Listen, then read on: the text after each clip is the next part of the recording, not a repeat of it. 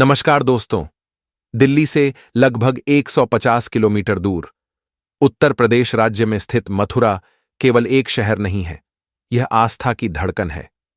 यह वह भूमि है जहां भगवान श्री कृष्ण ने जन्म लिया और जहां आज भी भक्ति हवा में घुली हुई महसूस होती है।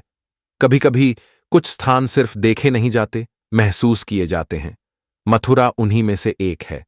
यमुना नदी के पावन तट पर बसा यह प्राचीन नगर भारत के सबसे पुराने शहरों में गिना जाता है। इसका उल्लेख रामायण और महाभारत जैसे महान हिंदू महाकाव्यों में मिलता है, जो इसे इतिहास नहीं, जीवित विरासत बनाता है, जहां हर गली में कथा है और हर मोड़ पर विश्वास। मथुरा का इतिहास लगभग 2500 वर्ष पुराना माना जाता है। ये ब्रजभूमि का हृदय है, जहां ब्रज भाषा, संस्कृति और परंपरा आज भी सांस लेती हैं। यह शहर केवल हिंदुओं के लिए ही नहीं, बल्कि बौद्ध और जैन धर्म के अनुयायियों के लिए भी एक महत्वपूर्ण तीर्थ स्थल माना जाता है। यहाँ के मंदिर, घाट और तीर्थ केवल पत्थरों से बने ढांचे नहीं हैं, ये भावनाओं की स्मृतियां हैं। यदि आंकड़ों की बात करें तो मथुरा का कुल क्षेत्रफल लगभग 3340 वर्ग किलोमीटर में फैला हुआ है। 2011 की जनगणना के अनुसार यहाँ की कुल जनसंख्या लगभग 28 लाख है।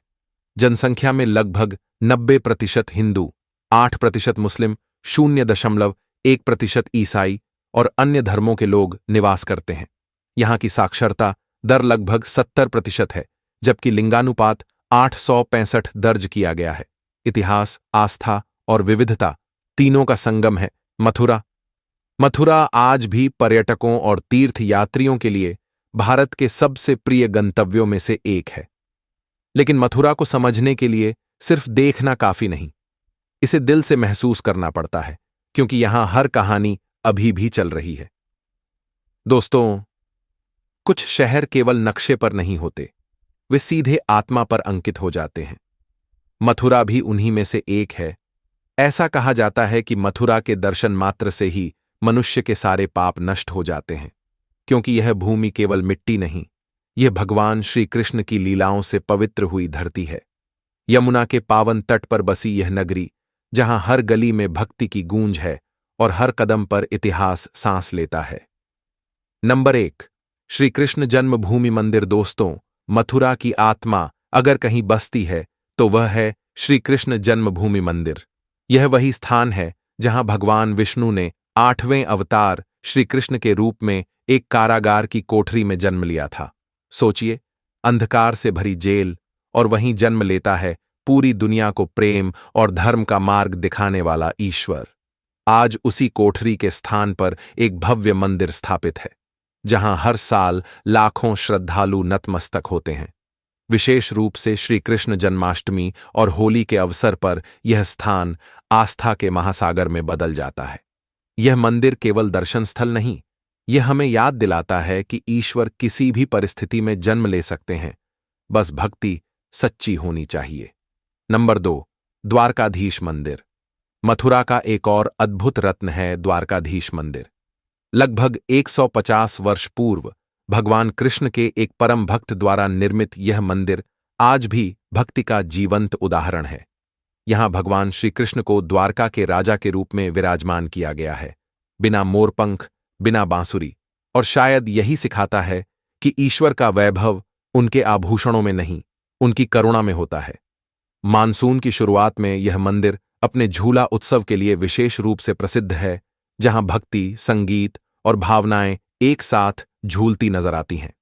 नंबर 3, कंस का किला। यमुना नदी के किनारे स्थित कंस का किला मथुरा का एक प्राचीन और रहस्यमय स्थल है। इस किले का निर्माण अकबर के नवरत्नों में से एक राजा मानसिंह प्रथम ने करवाया था।